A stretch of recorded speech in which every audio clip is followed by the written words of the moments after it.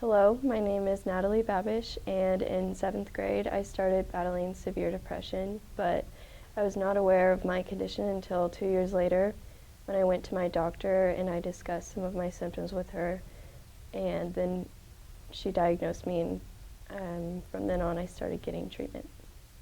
After I had been dealing with these issues for so long, I became more aware of how common they were, and it kind of baffled me how no one knew how common they were at our school, so I thought that it would be a good idea to raise awareness in our school and try to start to erase the stigma that's so often associated with mental illnesses.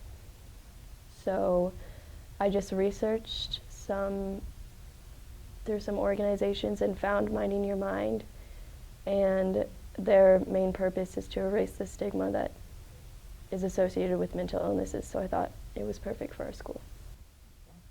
What's most common in teens and young adults is depression, and the symptoms that are most often experienced when one is struggling with depression would be either overeating or undereating, oversleeping or undersleeping, having low self-esteem, isolating themselves from family and friends, losing interest in things that they love or were passionate about before, or just losing the motivation and the drive to do everyday things that seemed easy before suddenly seem difficult.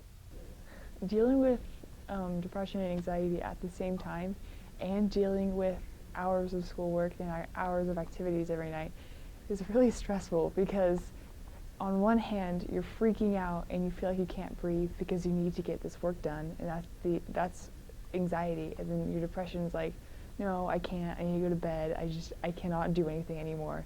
And so you're at a constant struggle with yourself. I think for me a big thing about society and how it sees it is that they don't actually think it's there. It's not a physical illness, it's something that you can't see, so you have to just trust the person. And so when I'm in like an anxious state and I'm starting to have a panic attack and teachers are like, oh, that doesn't matter, you're faking it, you still need to do this, it's like telling a person to run on a broken leg. It's not going to work, it's not possible, and it just ends up hurting me because I can physically not do it. Students that come to us with personal social issues, whatever they are, whatever mental illness there might be, if it's something that we're trained in, then we try to directly help them. If not, then we refer them to somebody that's more educated in that area. First, you got to talk to somebody you trust. And if the counselor's the one that you trust, that's who you go to.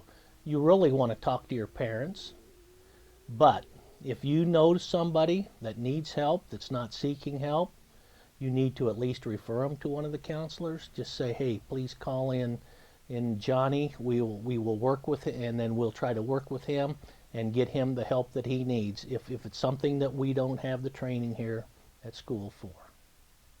Society just has to see that it's there, that we can't stop. We have to talk about it. We can't just ignore it and hope it goes away, because it never goes away. You need to talk to people, you need to work with people, and reduce the stigma and help people who are in need of help but don't.